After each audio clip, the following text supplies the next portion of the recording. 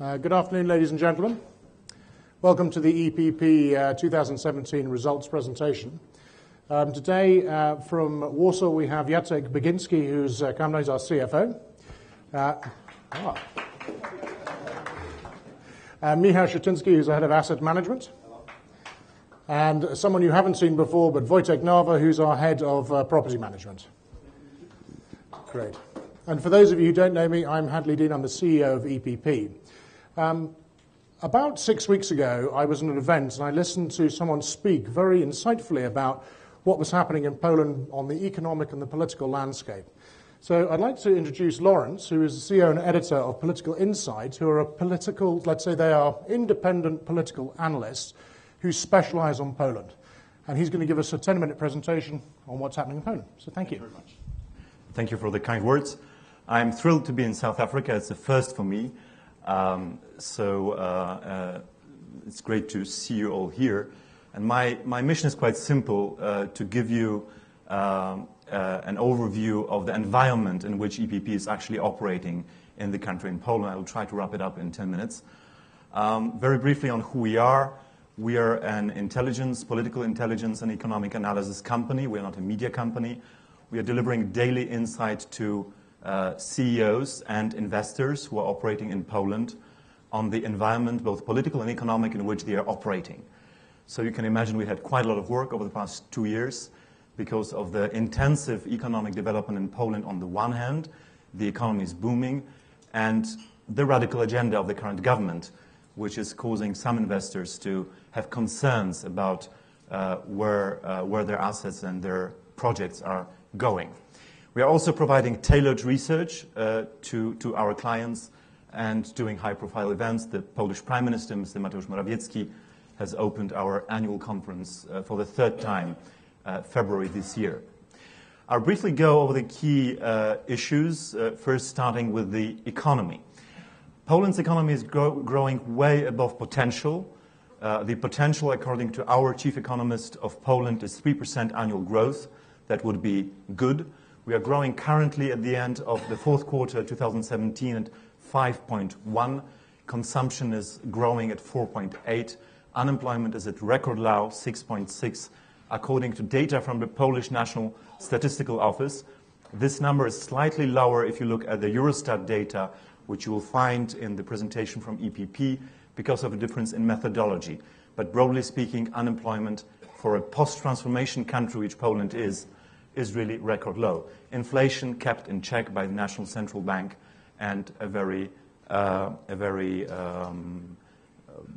well-guided both monetary and fiscal policy on the part of the government.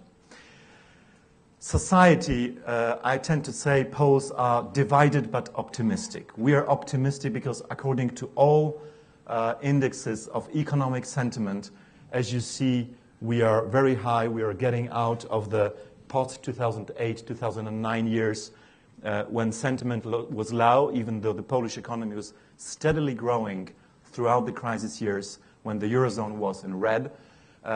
Polish consumers are really optimistic. Happiness in general over the past 4 years has risen from 70% to 81%. On the other hand, trust in government and trust in business is not so high.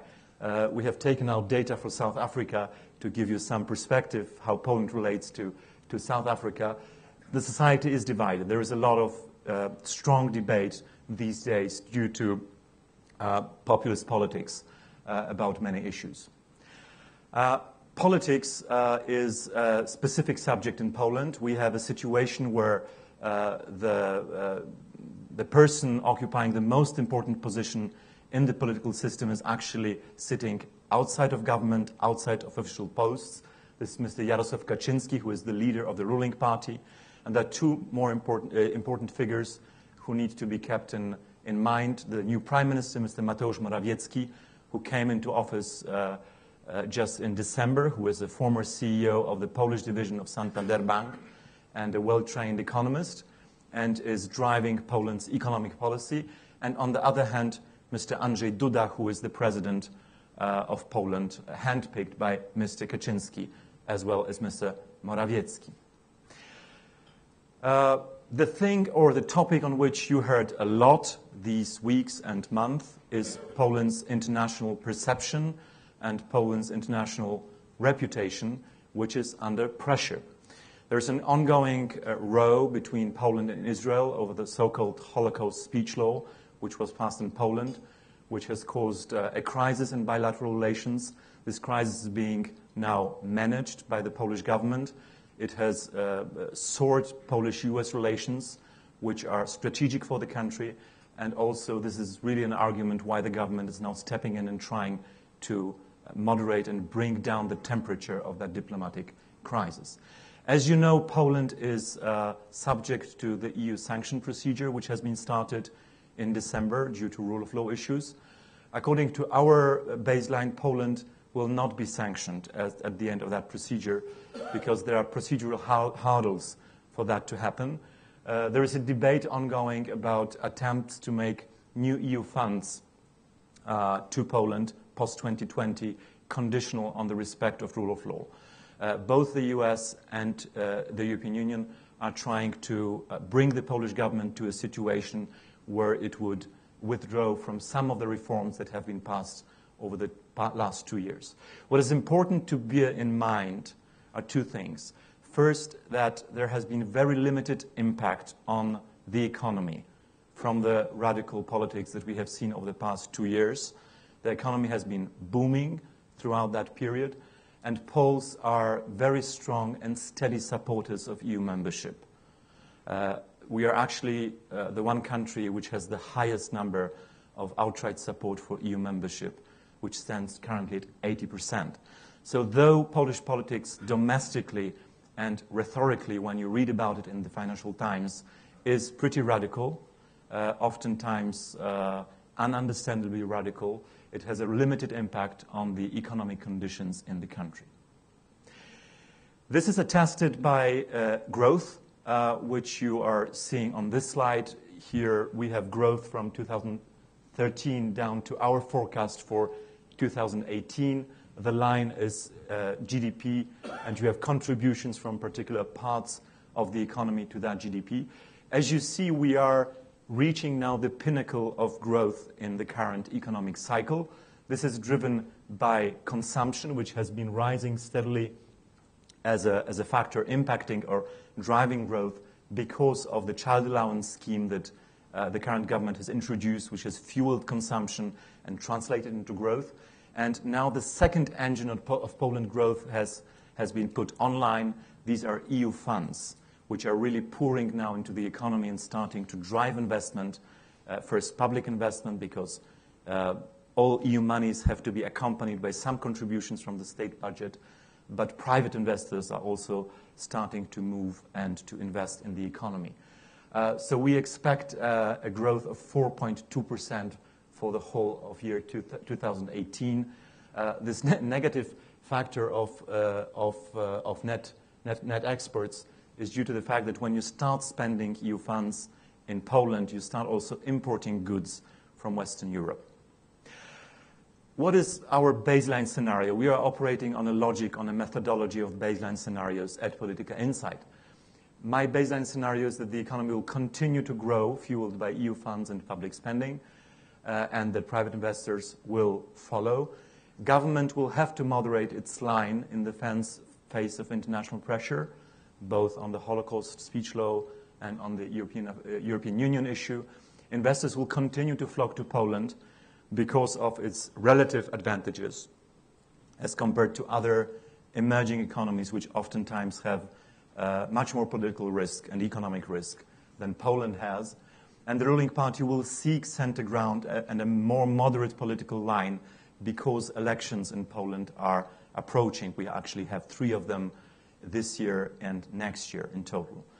And Poland, and this is a long-term important anchor if you look at Poland as an investment opportunity, due to its size and strategic location, 35 million consumers, biggest country in Central Europe, on the road to Eastern markets, for Eastern markets, on the road to Western markets, will remain strategic and will remain within the EU core. The key reason why I think Poland will not be sanctioned at the end of the EU procedure is because Poland is strategically respected and important to countries like Germany and France. And big countries are thinking long-term about alliances and about the importance of a country like Poland to stay within the mainstream of both politics and economics. Things to watch in 2018 is obviously the development of the Polish-Israeli row over the Holocaust, the uptake of EU funds, how they will impact the economy. It will be a rising impact. And there will be also centenary of Poland's independence this year with grand celebrations. The big political thing are parliamentary elections next year, which at that point now, as if you would ask me what the result would be, are largely undecided. I'm very happy to take some questions about politics in the later part, but this was just the background for EPP results. So I wanted to pass the floor on to Hadley. And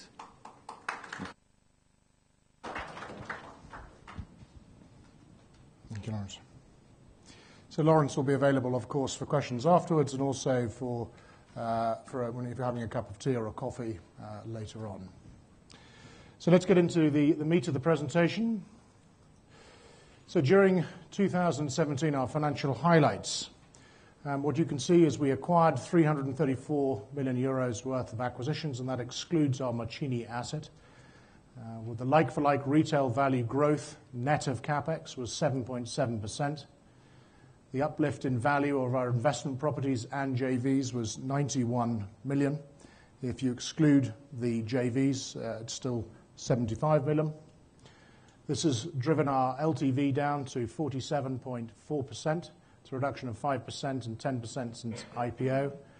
And our NAV has increased by 16%, and that's 27% since IPO to 1.32. How's the business doing? The business is, in terms of pre-tax DPS, is ahead of target. We actually hit 11.56. Post-tax, that's 10, relates to 10.87, but in terms of pre-tax, that's we outperformed our numbers 6.6%. In terms of operational highlights, we increased our portfolio by 130,000 metres. Our footfall increased by 3% in 16 and 4.6% last year. Our sales have increased to 3% in 16 and again by a further 7% in 2017. Our vacancy has dropped from 1.6 to 1.4. And perhaps more importantly, our rent-to-sales ratios have dropped from 11 to 10.3, and our operating cost ratios have dropped from 14.5 to 13.5. And perhaps slightly frustratingly, our WALTs have increased because we want to capture some of this rental growth.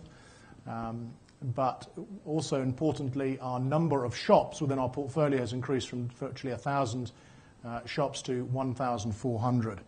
And when you add the first 4 M1 acquisitions, that takes us to 1,800 shops. And the reference really point here is that gives us a huge amount of data on what's happening in retail across Poland.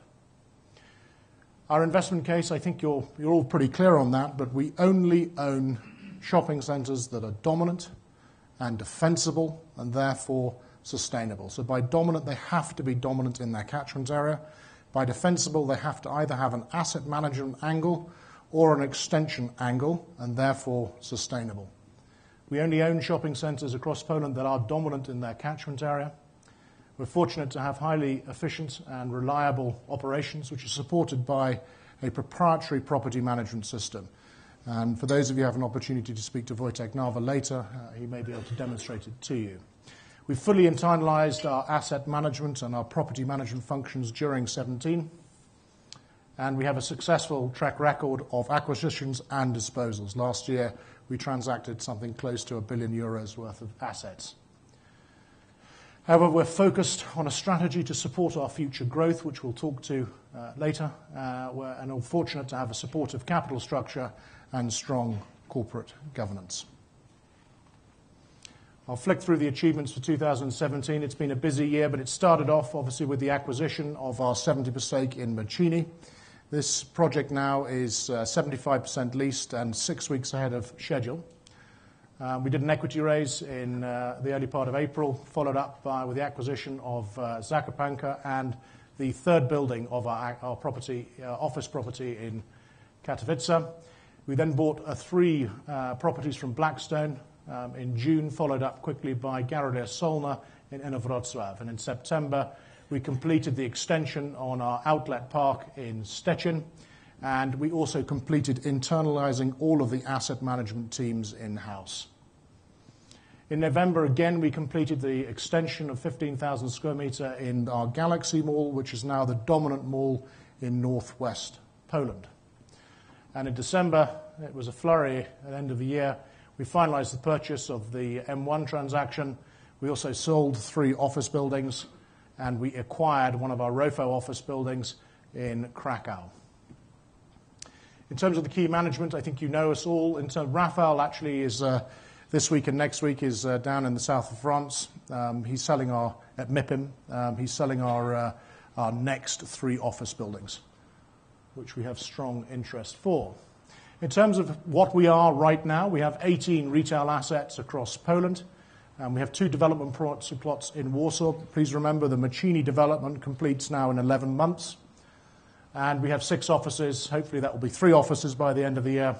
And we're present in 18 cities. In terms of our strengths and opportunities we see in the business is that we are already one of the leading landlords, but our intention is not to be a leading landlord for being big. The reason why it's important is we're able now to scale our leverage with our relationships with our tenants and as importantly on our cost base. And Michał will talk to this later.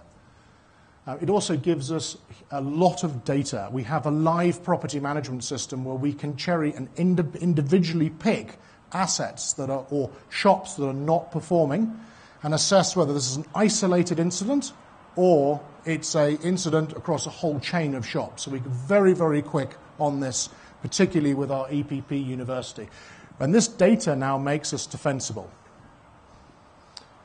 Clearly an opportunity in Poland is the catchment area. The M1 acquisition has trebled our catchment area to 40% of the population of Poland is now within a 30-minute drive time. And this is particularly important with click and collect. And I'll come to that because that's a particular Polish reference point.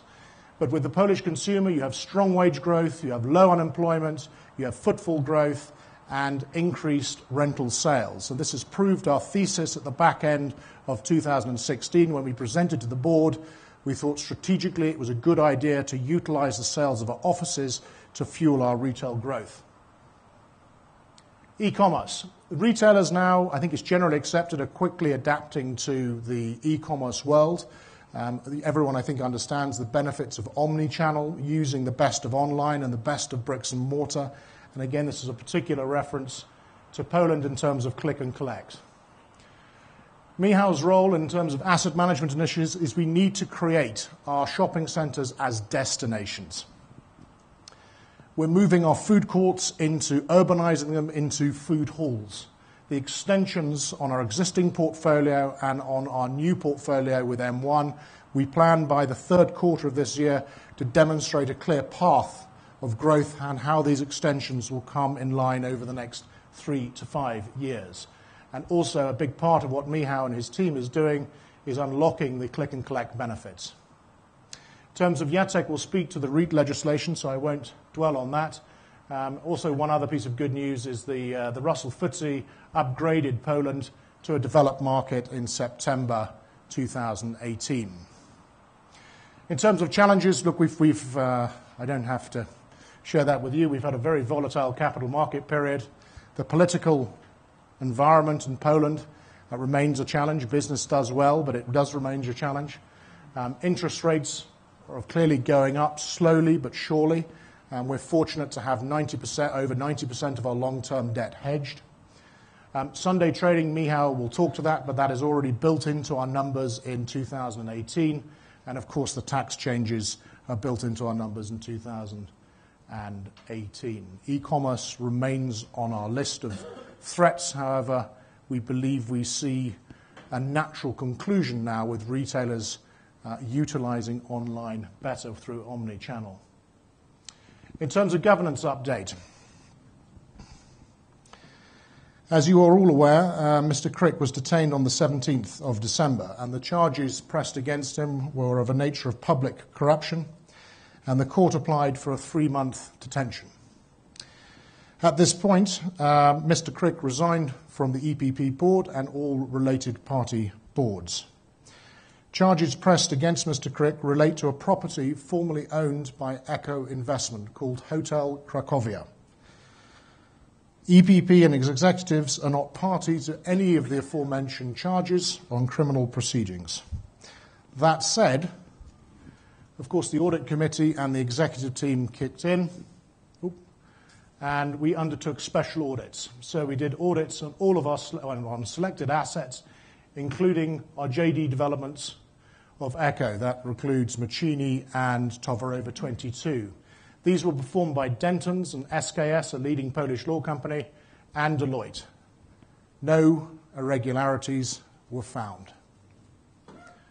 The annual audit was obviously performed by our auditor, Ernst & Young, and they extended their examination to include fraudulent transactions, bribery, anti-money laundering, and again, no irregularities were found. We've also been in the preparation of new tailored policies and procedures regarding the contracting of intangible services, such as marketing, donations, and sponsoring. And this has been done and being finalised now by our lawyers in Holland, Loyens and Luff. In terms of related parties, we already had a strong related party policy in place. This again was audited by Ernst & Young and verified its existence and that it was used. And again, they did evaluation of its proper presentation of related party transactions. And again, Ernst & Young have not identified any issues in this respect.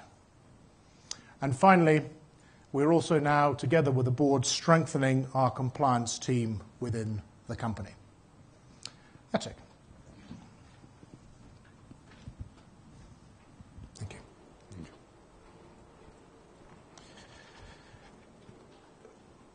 So let me start the financial review from the presentation of the profit and loss, the snapshots of our financial results.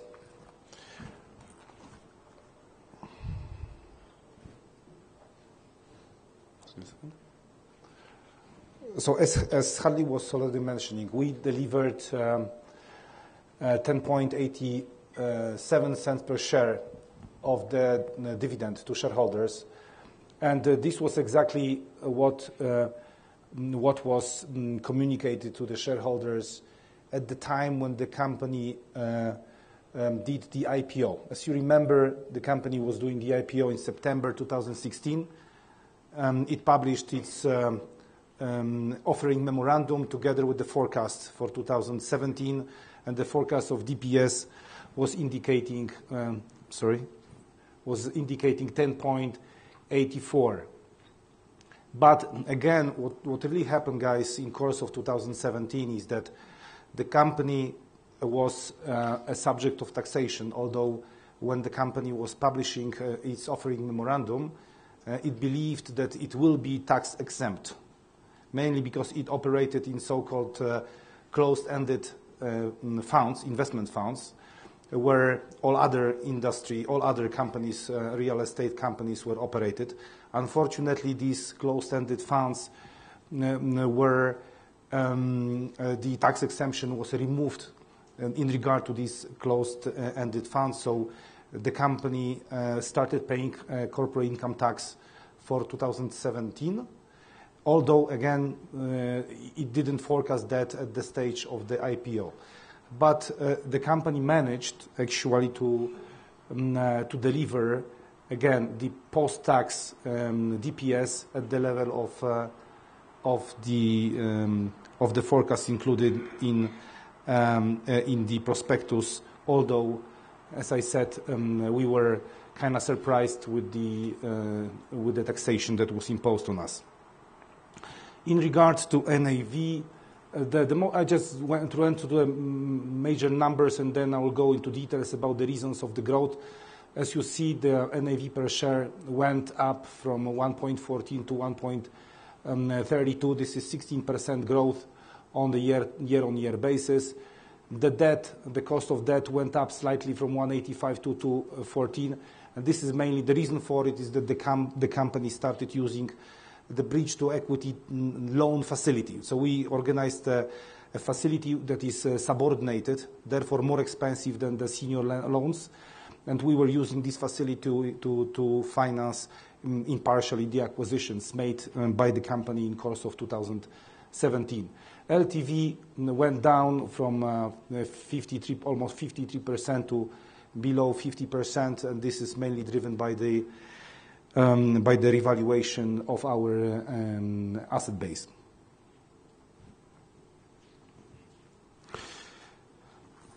In regards to profit and loss accounts, you can see how the company is developing between 2016 and 2017. So the scale of business grew tremendously, and this is mainly due to the acquisitions made in course of 2016, but also in course of 2017. So you can see how the net operating income grew. It grew actually by over 50% comparing to 2016. So we are at the level of 103 million euros of the net operating income, and again, the reasons related to that were the acquisitions, the extensions that the company did in course of 2017, and the generic growth of NOI on the existing portfolio. In regards to administrative costs, they went up by 3 million. The reason for it is that the shareholders agreed to introduce a share-based payment program for the management. So we as the company recorded a provision for the costs related to the program. So that provision actually affected our administrative expenses in 2017. Therefore, you see the growth of this cost comparing 2016 by 3.1 million euros. Then what is obviously the bigger variance, I'll just focus on the bigger variances between the years. You see the bigger variance on the current and deferred taxation. It went up from 20 million to 33 million euros. There are three reasons for it. The first reason is obviously our tax base grew, so we have to record the deferred income tax provision on the fair value gain of our assets. Then we realized unrealized but positive currency gains on revaluation of our credits. So this gain also attracted the deferred income tax provision. And the third element is that obviously we are a bigger company. So in course of 2017, while buying the assets, these assets obviously also attracted or required to set up a provision for the deferred income tax. So these are the reasons for the growth of the deferred income tax provision. But even though if you look at the net profit after taxes, the company recorded significant growth of that profit comparing to 2016 of 56 million. So this is basically on the net profit level of accounting wise. Now, in order to calculate the distribution that the company will pay to the shareholders, we subtracted from the net profit all non-cash items that were recorded in the profit and loss accounts, which are mainly fair value gains on investment properties and joint ventures, foreign exchange differences, deferred income tax provision, and other non-tax issues. So we subtracted 55 million out of 128. Therefore, we arrived to the distributable earnings of 76.6 million, which is by 42 million more than last year. And this translated into the 10.87 euro cents per share of the dividend that is going to be paid to the shareholders in coming weeks. On balance sheet, it's perhaps where to look at our asset base. As as we're referring, it is growing significantly, mainly due to the acquisitions and the revaluation of the assets. Also, you can see that there is a significant balance of cash on the accounts. That balance of cash results from the disposal of offices. We recorded or we sold the offices in December 2017, so all the cash is recorded on the accounts. But as you may remember, we spent that cash already in January to pay for the first tranche of the metro assets. On the equity side, it basically increased due to the net profits, but also due to the fact that company issued shares in April 2017, so for 150 million euros. So this positively impact our equity in the balance sheet. Just a quick snapshot of the numbers. Again, LTV is below 50%. Our maturity of the debt is approximately 4 years. The hedging level of 83%. This is the hedging level of the interest rate, right? So we hedge interest rate in order to make sure that this is fixed for entire period of the financing. And the cost of debt is slightly above 2%. Then it's worth to mention how and to explain how the company managed to increase its value per share from 1.14 euro cents per share to 1.32, which is by 16%.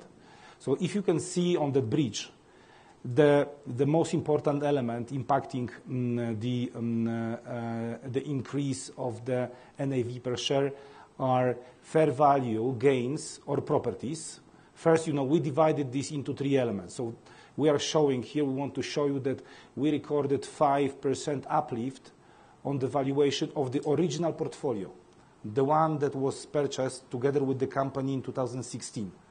This original portfolio increased its value by 68 million. We also recorded some increase of the value on the assets acquired in course of 2017, which is 4 million.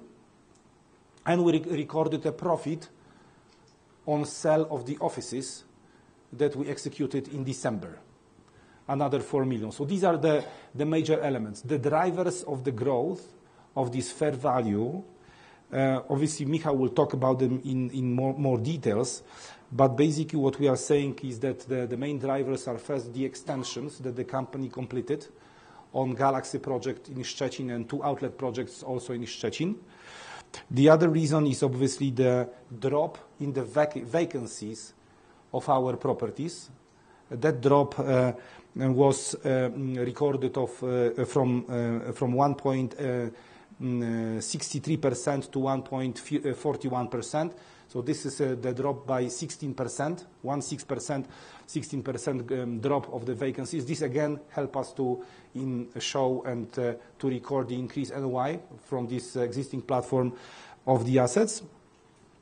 And the third element obviously is the compression of the yield.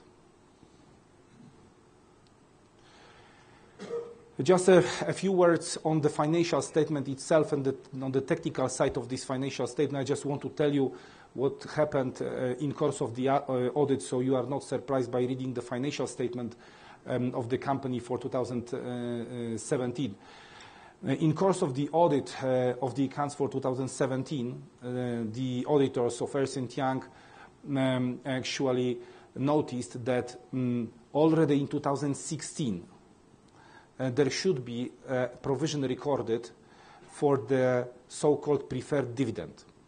As you may remember, when the company was doing the IPO, it prepared the offering memorandum when it described the operation or the transaction related to the payment of the dividend or special dividend to Echo Investment as the reward for the completion of the outlets and the Galaxy projects. Echo Investment was actually developing these projects. And we agreed with them that upon completion of these projects, which they completed the project in 2017, the company will pay a dividend or special dividend, right?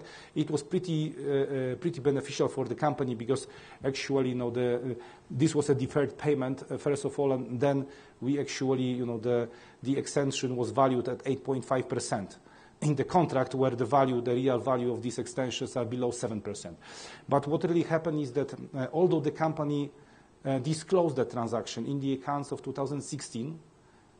And even before, the company disclosed the transaction at the IPO time, and that the transaction is properly disclosed there. The auditors told us that at that time, we should, on the top of this disclosure, we should also record a provision of 17 million, which is a provision equal to the payment actually made to ECO in 2017. The materiality of this restatement is low. As you can see, basically this impacts only by 3% our equity and by 2% our NAV per share after the restatement. I just wanted to explain it so you understand what is the nature and the reason for that adjustment to be made in the accounts of 16, which you will see while reading the financial statement for 2017. On tax, as you remember, we were communicating to you that the Ministry of Finance is working on the REIT law. The first draft of the law was presented to us in May. There was another draft of this REIT law presented to the industry it was in August in 2017. And right now, what we are seeing, basically from the correspondence and discussions with the Ministry of Finance, it looks like Ministry of Finance is going ahead with the introduction of this REIT law, but unfortunately, this will not apply to us. This will apply only to the companies for now that are managing residential buildings. Obviously, we are retail operators, so it will not apply to us. From the discussions with the Ministry of Finance, it looks like they are keen to extend that REIT law to cover also commercial properties, but it will take time. I don't even want to tell you and quote how long it will take. It will take a couple of years, I'm sure, for the ministry to decide to also to cover the commercial buildings by that law. On the other hand, the company changed the corporate income tax law starting from the January of this year. And there are three changes that actually impact our earnings that I just want to discuss and present to you. The first and the most material change from our standpoint is the imposition of so-called minimum levy on commercial real estate at the rate of 0.42%, and this is calculated on the initial or tax value of the buildings. So the tax works right now in the following way. Every company calculates its corporate income tax on the individual asset base, and if the corporate income tax is below this minimum levy, then the minimum levy is to be paid. If the corporate income tax is greater than this minimum levy, obviously the company pays corporate income tax. So this is basically another attempt of the Ministry of Finance to tax the assets where basically companies use different taxation structures in order to avoid paying any taxes. And this minimum levy will always be paid because there is a certain taxation value of the given property, and it's pretty easy to calculate the tax on that property, on that value. So this is the first change. The second change that impacted us is the limitation of deductibility of the financing costs to 30% of the EBITDA. Normally, if you look at the profit and loss accounts, you will see that our financial costs are below 30%. But the fact of life is that most of our assets at the time when they were acquired were financed through the external debt but also through the equity. And that equity was injected by the company, in form of the intercompany loans. So if you look at the structure of individual asset, basically, and the company that acquired that asset, that company has like 100% of debt. That is a combination of equity provided by us in form of debt and the mortgage debt coming from the banks, right? The reason for it was, again, that the interest on the intercompany loans is tax deductible, and we use the structure in order to decrease the taxation base for in the company. Right now, the government says, okay, you can deduct your financial costs, but not more than 30% of the EBITDA. Okay, so this also has the impact on our operations. And the third, probably less important, but also worth mentioning, change is the limitation of the deductibility of the expenses related to immaterial services. That all in total, if you look at the changes, basically, these changes will increase our effective taxation base by 2 percentage points. Right now, as I was telling you already during the previous conferences, presentations, the effective taxation rate that we pay or we apply to our earnings is 6.5%. This was taxation for 2017. So it will grow to 8.5% after the introduction of these changes, which actually they are introduced already from the January the 1st. What is important, however, for you to know is that we factored that increase of the taxation to our forecast of earnings for 2018. And you will see the forecast of earnings in a moment. Hadley will talk about it. So that increase of taxation will not materially impact the dynamic of the growth of the distribution per share between 2018 and 17. Thank you. Thank you, Jacek.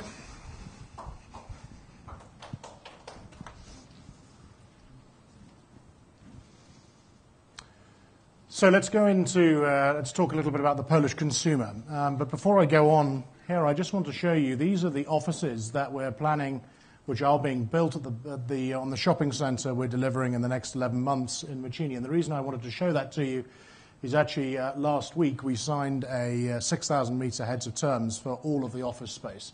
So that's obviously some good news.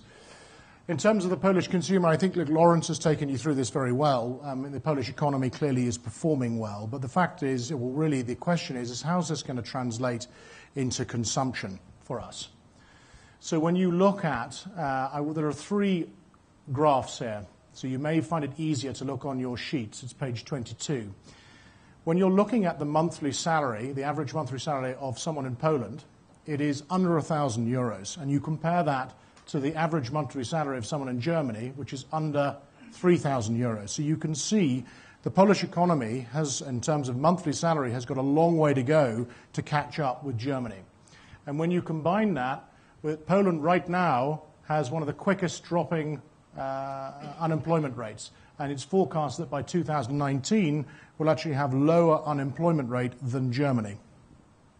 And for retailers, what is also combined is obviously, having a growing consumer base is obviously exciting, but it's also they have a very stable exchange rate. I think in the last, let's say, 10 to 15 years since the euro exchange rate, I think it's only gone out of this twice, of this zone, so 4.4 zlotys to 4 zlotys. So that benefits retailers because obviously they buy in euros and sell in zloty. So how is the retail market changing, not just in Europe, but particularly in Poland? So to put this into context, I want to show you a graph showing the supply of retail assets in Poland. And as you can see from 2009, there's been a gradual trend in dropping. Now, in 2018, there will be 3 shopping centres built. But largely this supply now is more 5,000 metre neighbourhood schemes Most of the shopping centres have now been built in Poland. And please remember that in Poland we do not have a high street culture. People shop in shopping centres. So we have increasing consumer behaviour and we have decreasing now supply. So what's happening from a traditional sales perspective versus an online perspective in Poland? As you can see, shopping in traditional bricks and mortar continues to have a healthy increase of 3% a year. Of course, online sales are growing, and they are growing at a faster rate, but from a much lower base. So what are the retailers doing specifically to answer, let's say, the e-commerce question? Well, I think everyone understands this now. It's not just a question of there's a winner and there's a loser. Retailers are reacting by uniting the best of online platforms with the best of bricks and mortar. And it's now you're seeing in case studies out of the UK, successful, let's say, consumer electronic companies who have done this are driving physical sales and stores by 36%. And it's actually, if you think about it, it's obvious. If you're buying a TV, you go online, you research it, you go in the forums, and then you make sure the product's in store. You go in, you look at it, you touch it, you feel it, you speak to a professional, and then you buy it, and it gets delivered. It's kind of, let's say, obvious. But this is relevant particularly for Poland, and I won't go into Media Market and Mango, maybe on the one-on-ones we will, but there's a company called eBovia, which is a Polish company that is the largest online shoe company across Central and Eastern Europe. They have 24,000 products that they sell. And what we're seeing is that they're now opening physical stores. I think they have 5 in Warsaw, and they're now opening up stores all over Poland because what they see is the Polish consumer wants to go online, search it, make sure the product's in store, come in and feel it and touch it and buy it, and then buy it. So the two are very much now linked. In terms of MPIC is it's like W.H. Smith's in the UK. It's sort of a book, a multimedia entertainment store. What's interesting about them, and this is where I'm now linking this to Poland, is that 15% of their sales are online, but 85% of all of their online sales are click and collect. Schmick, the largest children's toy and fashion, again, 10% of sales online, but 60% are click and collect. So why is this happening in Poland? Because as I said before, the research is now showing 50% of Poles who buy online come in. And it's 3 reasons. 1, your average Pole, to be really simple about it, has 1.4 jobs compared to the average German. They just work a lot harder. They leave a lot earlier and they come back a lot later.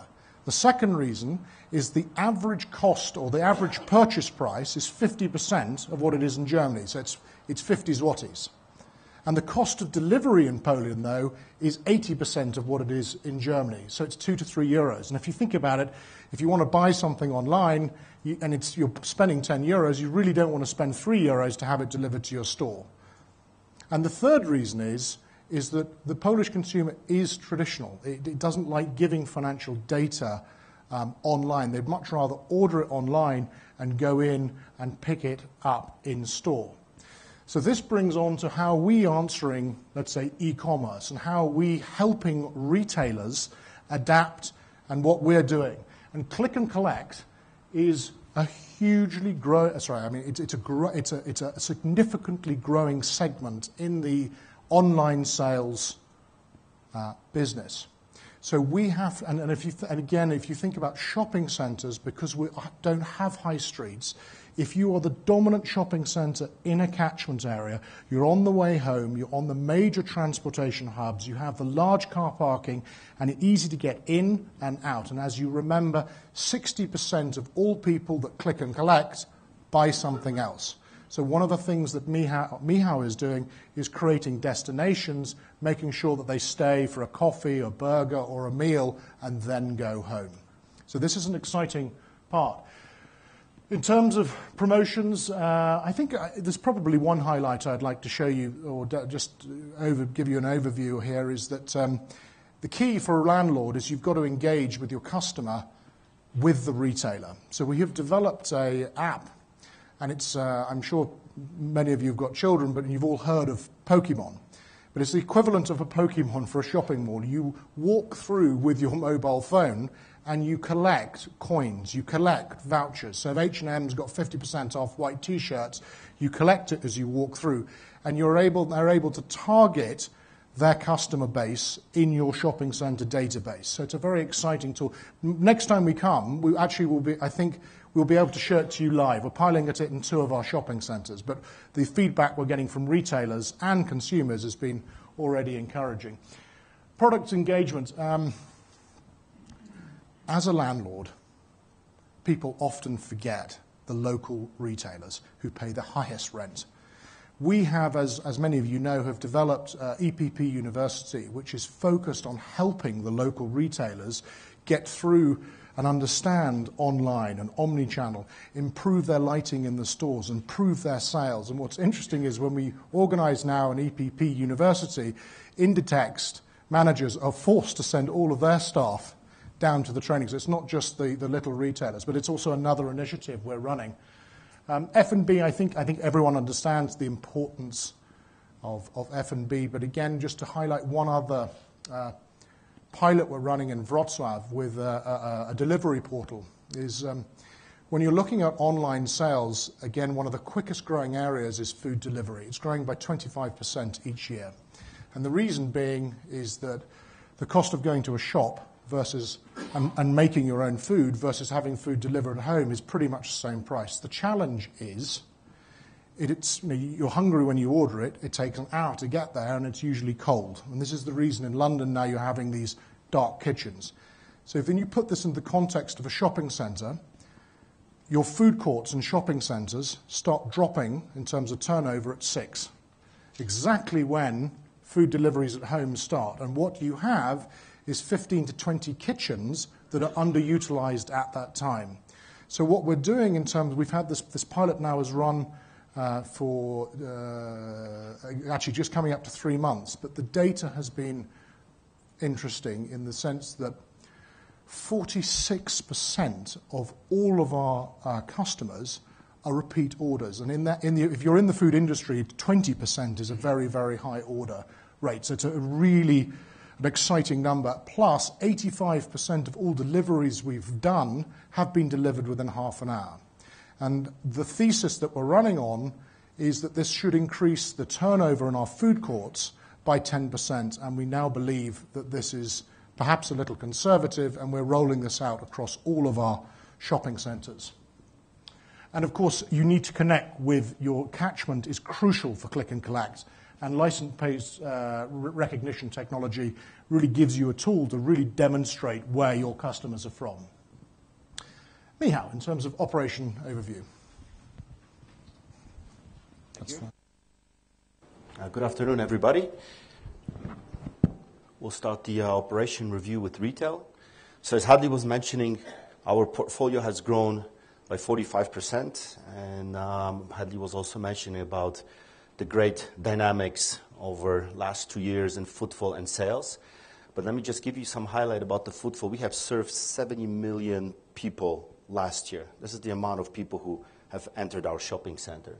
And of course, with the growth of the sales, what's the most important thing for us is that, of course, not only our retailers are making more money, because if you see the compression of the OCR factor, it also means that we are also getting a certain part of it. So for example, this year, we have increased our turnover income by 52%. That corresponds to 700,000 euro. But also this, and we see the outlook for 2018 to be, of course, very well positive for the sales. We believe that this will be the main rental growth element for the next year to come. I think also what we would like to share with you is the fact that all the assets in our portfolio equally contributed to the growth. We don't have one great asset and the rest of them is just surviving. And the same thing acquires to the footfall. Yes, we had 3 shopping centers had a slight drop, but at the end of the day, Veneta had almost 7% growth in turnover. Zakopianka Center had a 9% growth in turnover, and Twierdza Zamość had a 6% growth in turnover. And maybe this is interesting to put our growth and the sales of and the quality of our assets in the context of Poland, the top graph shows you the dynamic of footfall in more than 90% of the shopping centers in Poland. This data comes from the Polish Shopping Center Council. And as you can see here, the numbers are at the 2%. And if you can see at the EPP portfolio, we've been growing at least by the double, even triple of that. And what that means is out of 400 shopping centers, which are currently right now in Poland, our shopping centers, can proudly say, are in the top league of the top performing shopping centers that we own. This also corresponds to the value growth. And let me just take you through some of the centers and tell you what actually has happened that grow the value of those projects. So Galaxy is a shopping center located in the northern part of Poland in Szczecin. This has a fantastic downtown location with fantastic access to the public transportation. You see the picture from the opening. We just added 15,000 square meters in mid of November. I'll speak later about the numbers. But what's great about the center, this is the biggest shopping and leisure and entertainment center in the northern western part of Poland. We're on the border with Germany, and I have to tell you, we get a big chunk of the German customers coming to our center. We're going to be now the number one. The footfall, annual footfall is above 11 million. And if you just look at the turnover, 4% growth, annual 7% growth. But please bear in mind, we had a huge construction site in our shopping center. Many of the stores were closed during the construction period. So we believe that 2080 Galaxy will be still showing great performance and further improvement of the sales. Pasaż Grunwaldzki is a project located in a southern western part of Poland, in a city called Wrocław, which is around 900,000 inhabitants. Here, I think what's worth to say about this project is that a big competing project on the other side of the town has opened in mid-November by Unibail. It's called Wrocławia. And we've been expecting and we've been preparing for an impact of both negative impact on footfall and sales that we're going to be rebounding for the next 2 years. But so far, on like-to-like basis, the footfall and turnover dropped down only by 4%. And it's also because of the fact that right in front of our project, we have a huge communication hub which links all the catchment area together in front of us. We have a tailor-made tenant mix for the young audience. We have a big group of students around our area. There's about 70,000 square meters of modern office space, which links to around 7,000 office people who come, shop, and do their daily business in our shopping center. We have a very low occupancy rate. All the big anchor tenants create their store to a more flagship stores. And we are also running a fantastic pilot by, first of all, changing the big food court into more lively, like Hadley said, food hall type of shopping center. We're increasing the food and beverage, and we're also working on the interior design. I mean, some of you have been on a tour, have seen that the interior design is a little bit old, and we're changing this right now. We have architects in place. I'm sure that by September, when we come here, we'll be able to show you great pictures. How could we done it? And it's also in our budget. Galeria Echo is the largest shopping center in our portfolio. My favorite one, to be honest. It's located between Warsaw and Kraków, and it's the largest fashion and entertainment offer in this part of Poland. This shopping center has an incredible growth of turnover year on year. Since the opening, it grew by 60%. And the reason for this, and again, is the great offering of that center. Both also entertainment. Here as well, we're running our pilot product. We're moving the food court from level 1 to level 2 and creating a great entertainment area, especially for the closed Sundays and also for the e-commerce, to create from this a proper destination. And I can only say our team in Kielce, and Wojtek can confirm this, they really wanted to hit the 10 million target. I'm sure next year we'll be able to have the 10 million people there. But if you're looking at the turnover, the conversion rate is just absolutely fantastic. Galeria Amber, that's our little golden child. It's the youngest shopping center in our portfolio. Just in the last 3-4 years, this project has grew by 60%. It's 100% leased. Here you see a picture of a fresh new opening of TK Maxx. Some of you don't know, TK Maxx is a strong brand. It's the highest traffic generating retailer in Poland, and we're very happy to have him here. On like-to-like basis, the footfall in our shopping center in the first week after opening grew by 20%. And also we have a very positive feedback from TK Maxx. They're telling us that in the first 3 hours they met their business plan, which was aimed to be for the whole week. This is also very interesting because, as you know, our shopping centers are in a city of 150,000 inhabitants. Not all the big retailers are aiming for the city, but we hope that with the great success of TKMX, we'll be able to talk about them to enter to other projects that we have and therefore really build a strong position. Outlet Park Szczecin has been extended in mid of September by additional 21 stores, 3,800 square meters. This is still, again, the best performing shopping outlet in Poland. And Galeria Solna, it's our latest acquisition. The shopping center has, as you can see, also great growth. It's about 4 years old, and we've managed to prolong 55 leases, which are due in mid this year. So all the leases are prolonged, and the vacancy will be close to 100. The little 4% actually corresponds to one store, which is 200 square meters, for whom we will have a tenant. Also, one thing to the vacancy that Hadley was showing, you always, on such a big portfolio, have a vacancy of around 1%, but I can give you just assurance there's no store or area in our shopping center that we could not lease. We have revolving tenants. Tenants are moving in and out, so always we'll have a 1% of vacant units.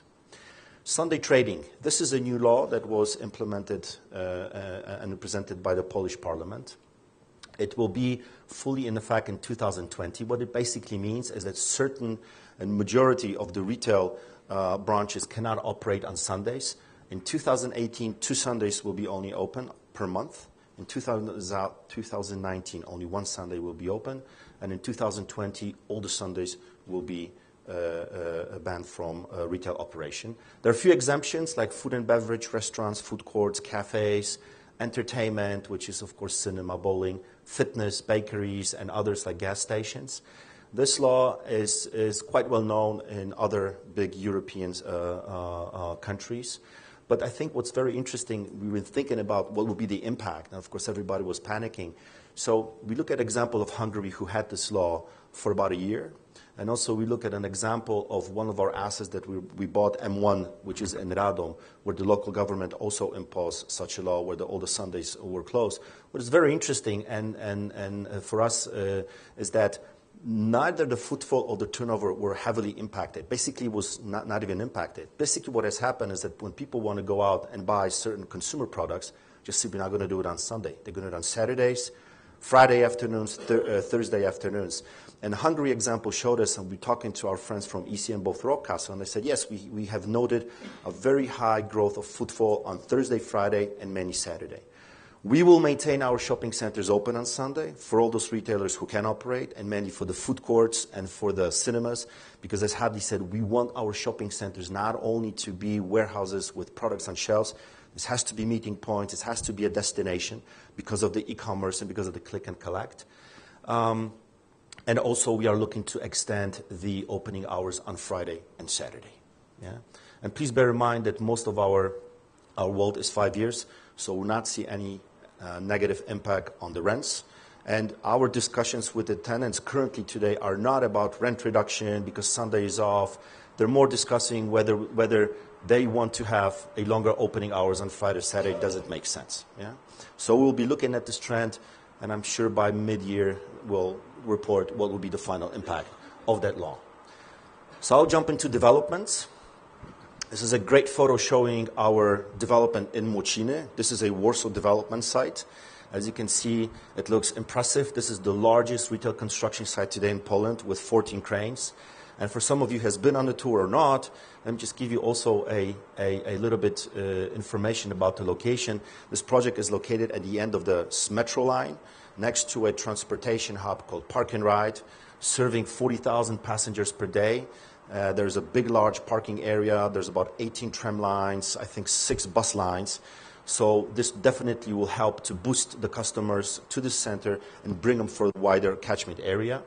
What's great about this project, not only we're ahead of schedule, but we're also ahead of the leasing. We're currently 75% leased with names, I think, as you know, like Zara, the H&M, the Van Graaf. So strong, both Polish and international market leaders, retailers.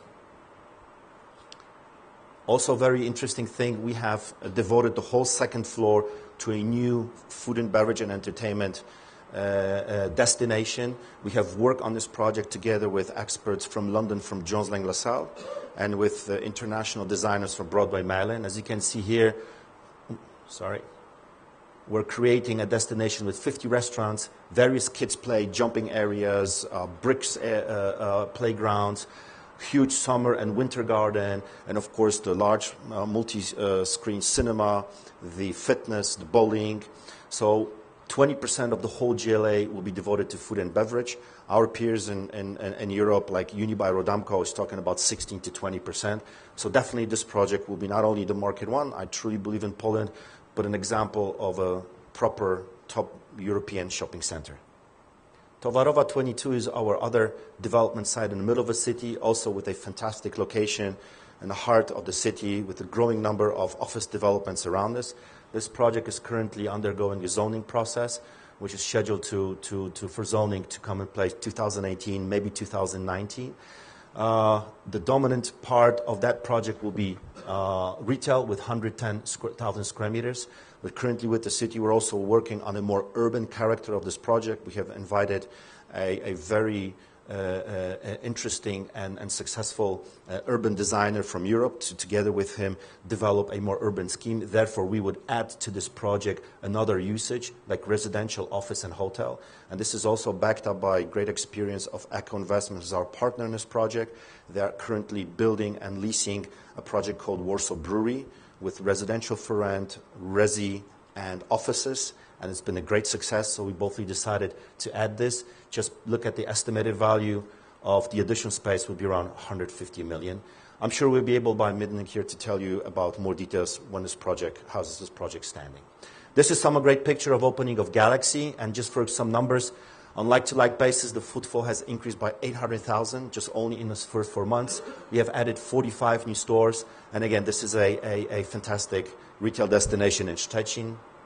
Outlet Park, I have mentioned, like-to-like basis, 140,000 visitors came to this project.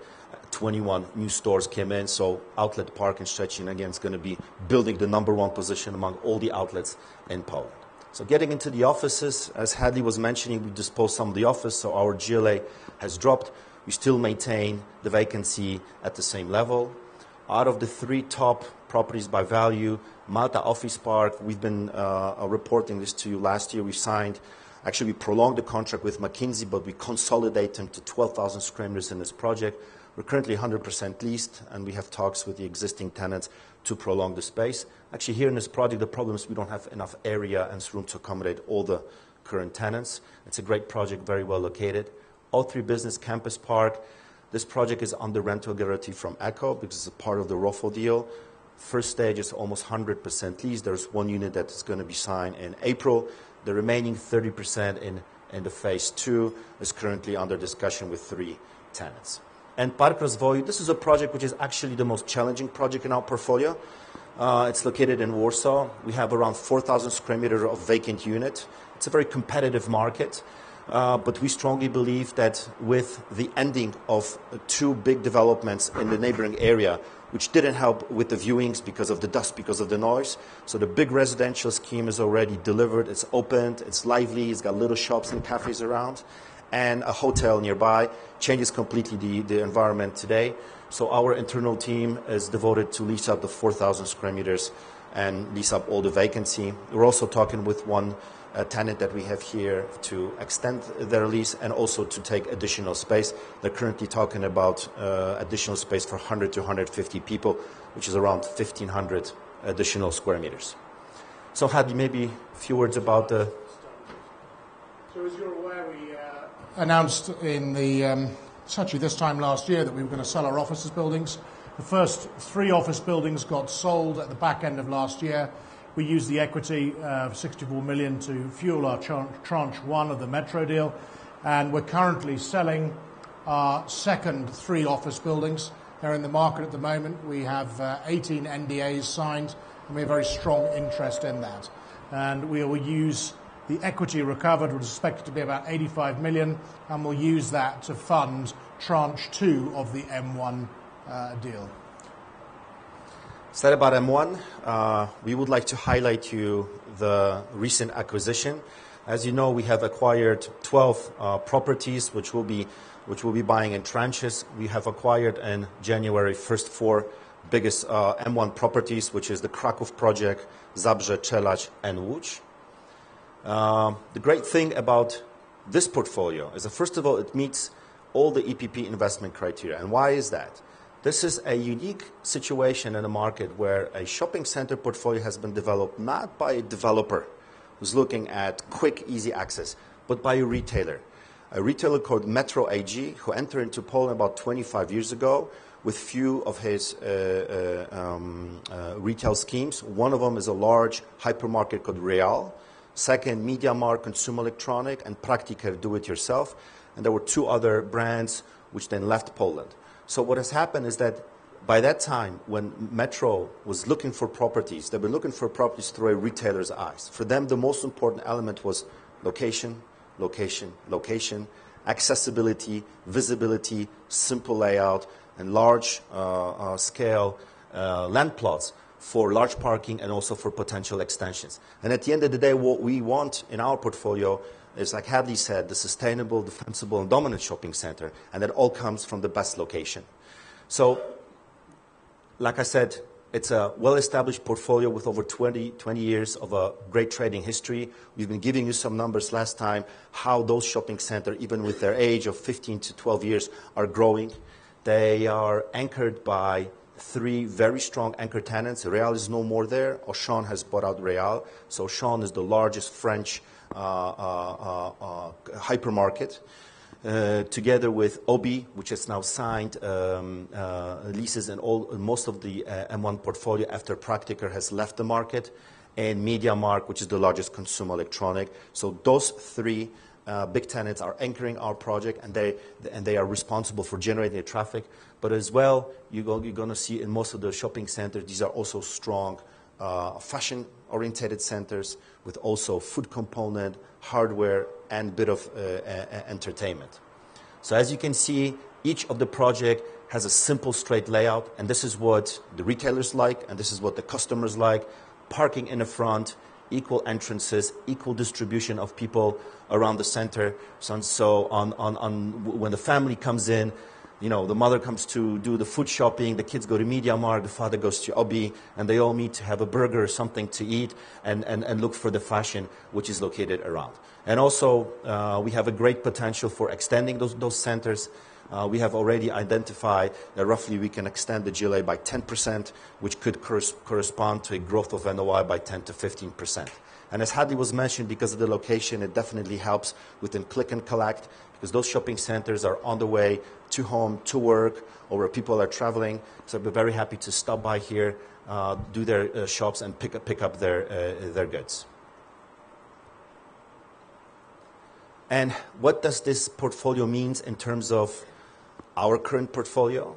Well, first of all, we're becoming the #1 retail partner in Poland for all the retailers, with 27 top prime locations, over 1 million of good quality GLA assets, and you have seen the numbers, they speak for themselves. We will have access to 40% of the Polish population, and it's just only within 30-minute drive time. That 40% of the population has around 25 to 30% higher disposable income. So if there's any new retailer on the market or current retailers on the market, look, we cover the whole big cities and regional cities and strong catchment areas. And this gives us the scale and leverage with the relationship with our tenants, and that's what we need. Thank you.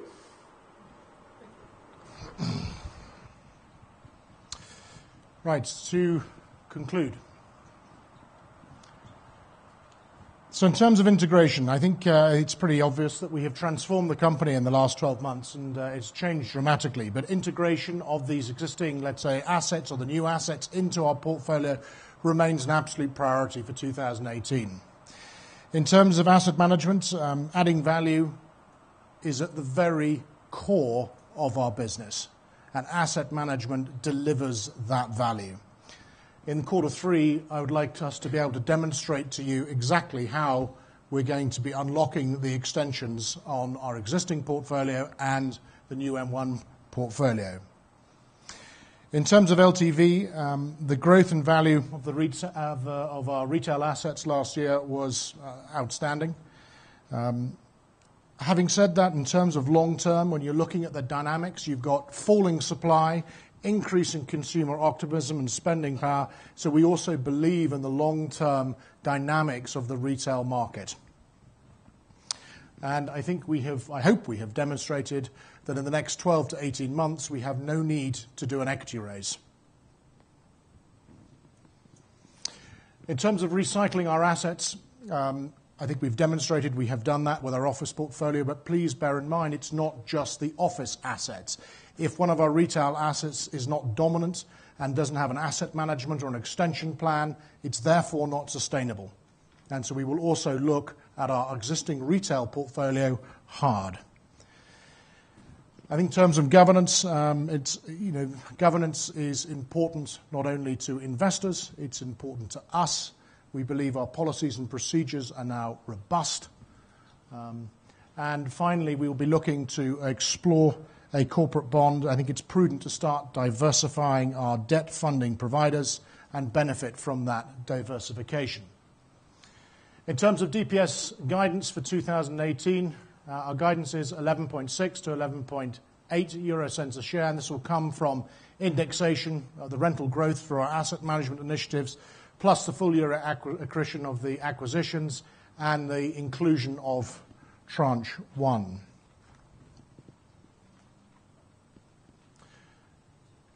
Maybe I'll go back to here. So in terms of conclusion, from our perspective, EPP is a well-capitalized and cash flow generating business. I think in 2017 we have demonstrated that we can not only reduce our LTV, but the way we manage our assets increases the value of our assets whilst delivering sustainable returns.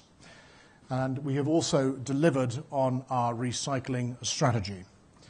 This management team is extremely complementary and focused, and we remain committed for our 2018 guidance. Thank you.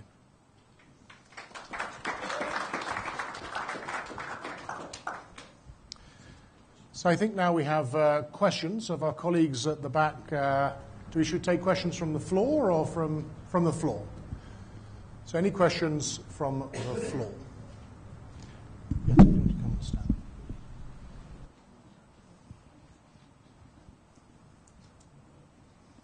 Lawrence, do you want to come up as well? Because I think there may be some political questions.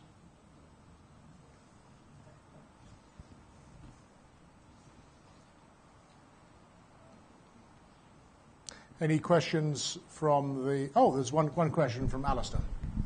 Oh, I'm sorry.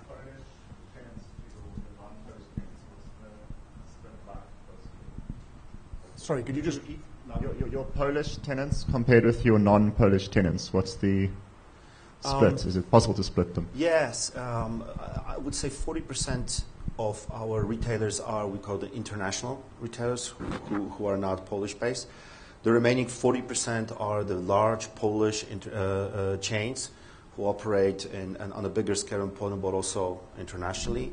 And around 20% are our local tenants who come from the city or from the region where we are. It's like the mom and pops stores.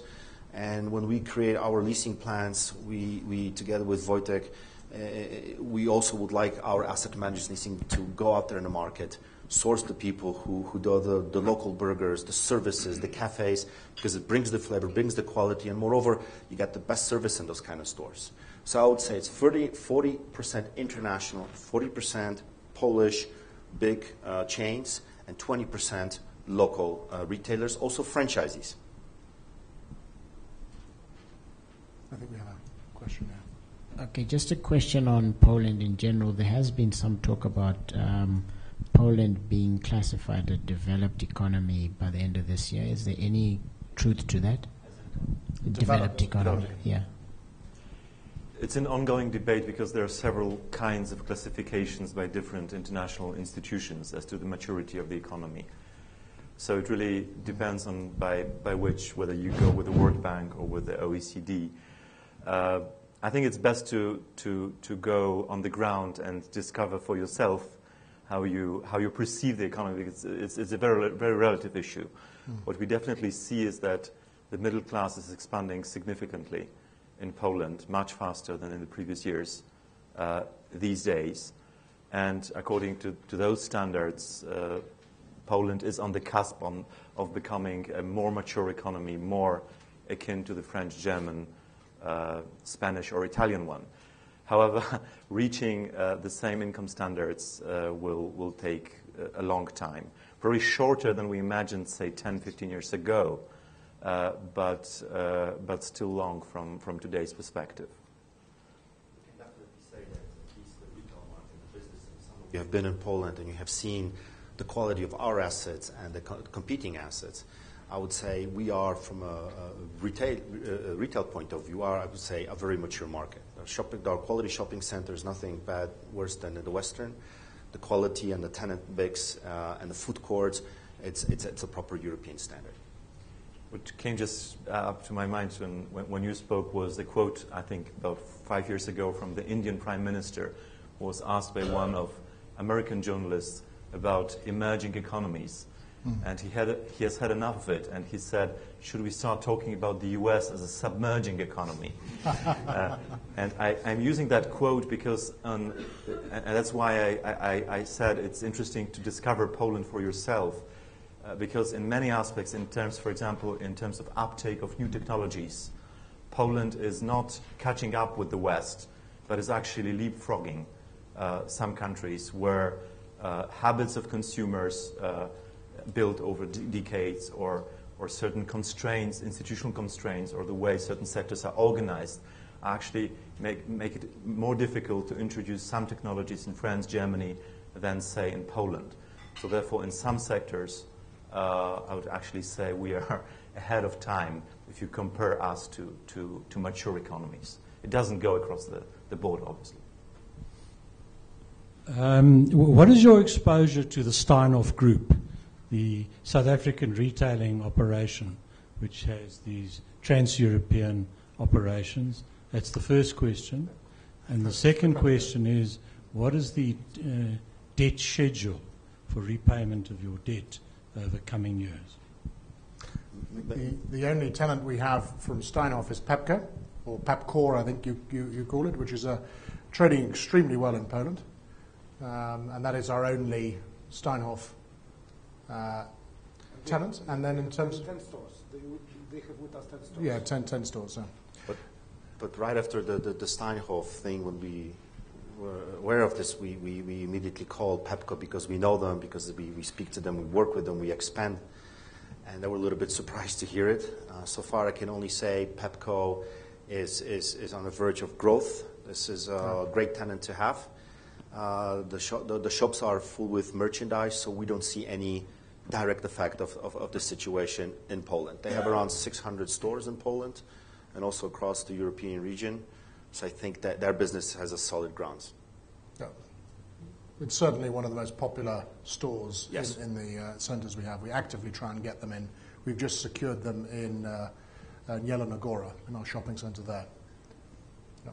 Okay, in regard to the debt schedule, there is a line of 100 million euros, which we call a bridge to equity line that we used last year to finance partially the acquisitions. That line expires in October this year. We have plans to either refinance that line, extend that line, or repay it from the proceeds coming from the bond issue. So we have like 3 different actions in order to keep that line in place or refinance. Next year there is a debt that is financing our project in Kielce of 100 million euros. It's maturing in the middle of 2019. We are currently working on refinancing of this 100 million with the Polish bank. I think that within the next 3 months we will finalize the refinancing of that line that is maturing next year. But on the top of that, basically, if you look on the other financing, is more or less equally spread over the next 4 years, with obviously balloon repayment after 4 years.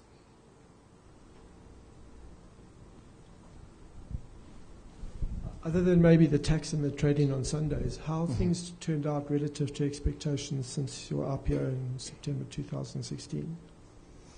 I think, from our perspective, sorry, on the positive or the negative? Both. On both. Well, I think we've shared all the negative. It's, obviously the tax is, to have 2 years where we've had tax changes, with the business has performed extremely well to cope with that. And I just think it shows the underlying strength of the assets and the team in place. We've worked incredibly hard on our portfolio from an asset management perspective. Every single shopping centre, of course, as you would expect, has a very in-depth leasing plan. So it's not just, because of our property management system, we know exactly when a tenant is in trouble, and we don't wait. We constantly have, a plan B, a plan C, and a plan D of what we want if this tenant, we want to get rid of that tenant. So I think we're seeing that come through in the numbers, and of course, we have been positively surprised with the increase in consumption by this blooming middle class. I like to say it's not booming, I'd say blooming. It's this emerging middle class in Poland. Just a question, your two major developments in Warsaw, and what value are they carried in your financial statements currently, or is it at cost? They are at cost.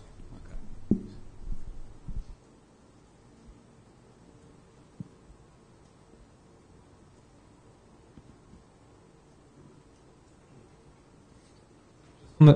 Just on the question of not needing to issue any more shares this year, do you think that'll mostly be from erasing the debt, or is it selling office? And is it, if it's selling the office, it's selling all of the office? I mean, are you able to give us any indication as to what the funding plan is for the remainder of this year? So basically, as Harley was saying, and my colleagues were saying, we are in the process of disposing of the 3 projects. We plan to close the divestment of these offices in Q3, Q4 this year. On the top of that, so this is like the equity portion that will be recovered and then reinvested. But on the top of that, as Harley was saying, we are working on the diversification of our funding structure in the way that we plan to issue the bond on the European market. We are right now in the process of the rating of the company. So we think that we will finalize the rating process at the end of April, and at that time we will take a decision if we go for the bond issue or not. That obviously will depend on the pricing expectations in regard of that funding. So this is basically how we are going to fund the company this year and next year, because again, next year we will still continue looking at the divestment of our office portfolio, which again will help us to fund the further acquisitions if they will come. And also, of course, we also constantly look at our retail portfolio. If it's not dominant, defensible, and therefore sustainable, it no longer fits within our criteria. Could you please comment on the compression of valuation yields and whether you think the Polish market and the Central Eastern European market has maybe become a little bit too frothy? That's a very good question. It's, when you're looking at yields, of course, it is always subjective. It's not a science, it's an art. But the way I would answer that question is when you're looking at Poland, particularly, let's say, our assets, is that you have decreasing supply. So these sites and shopping centres that we have are just simply not available. They're just, it's dwindling supply. And then when you look at, let's say, Poland, and you compare us, let's say, to Germany, and Poland, as I've said before, is a young Germany. It is a country that is developing. It is a country that is continuing to consume.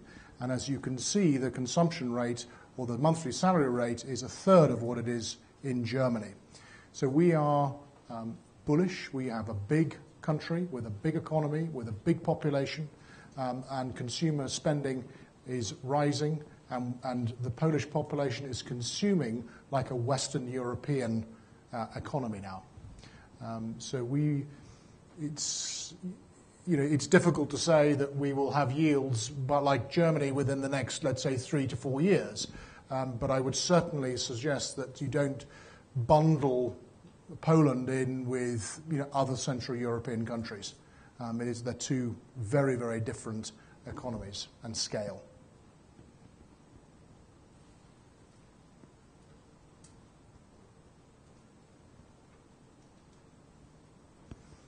Okay.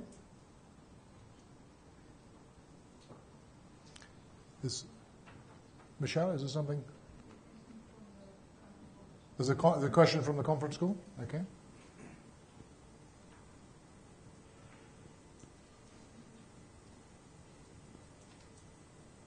No, it doesn't appear there is a question.